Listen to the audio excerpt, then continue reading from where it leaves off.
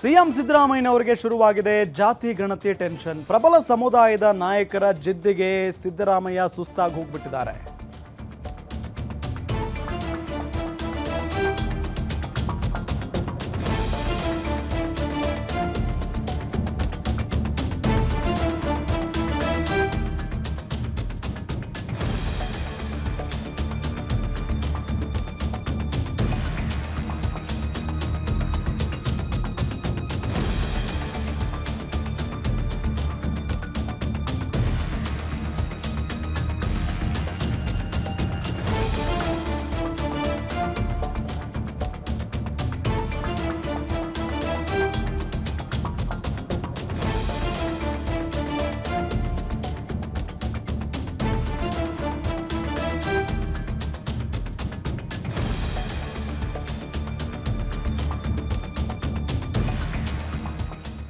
CM ಸಿದ್ದರಾಮಯ್ಯಗೆ ಜಾತಿ ಗಣತಿ tension ಶುರುವಾಗಿದೆ.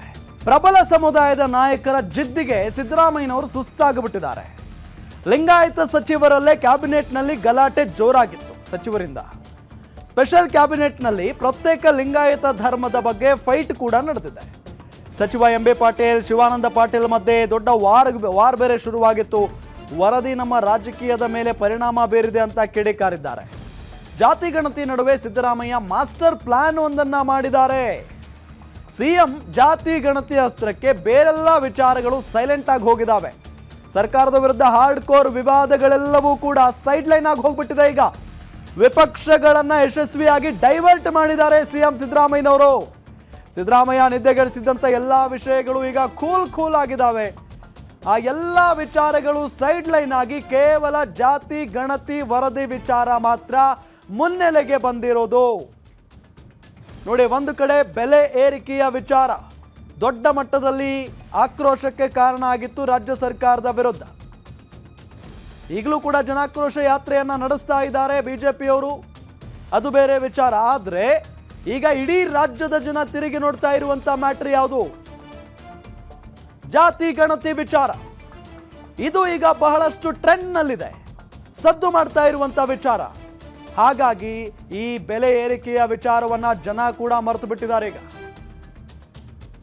ಹಾಗಾಗಿನೇ ಎಲ್ಲ ವಿಚಾರಗಳನ್ನ ಸೈಡ್ ಲೈನ್ ಮಾಡಿದೆ ಜಾತಿ ಗಣತಿ ವರದಿಯ ವಿಚಾರ. ಸಿದ್ದರಾಮಯ್ಯನವರ ನಿದ್ದೆಗೆಡಿಸಿದ್ದಂತ ಎಲ್ಲ ವಿಷಯಗಳು ಸೈಡ್ ಲೈನ್ ಆಗಿದ್ದಾವೆ.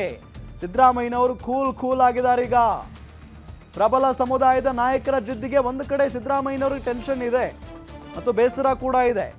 ನಿನ್ನೆ ಕ್ಯಾಬಿನೆಟ್ನಲ್ಲಿ ಲಿಂಗಾಯತ ಸಚಿವರು ಗಲಾಟೆಯನ್ನು ಶುರು ಮಾಡಿಕೊಂಡಿದ್ರು, ಅದು ಒಂದು ಕಡೆ. ಆದರೆ ಈ ಜಾತಿ ಗಣತಿ ವರದಿಯಿಂದ ಉಳಿದೆಲ್ಲ ವಿಚಾರಗಳು ಸೈಡ್ ಲೈನ್ ಆಗಿದ್ದಾವೆ. ಸರ್ಕಾರ ಸೇಫ್ ಆಗಿದೆ ಈಗ.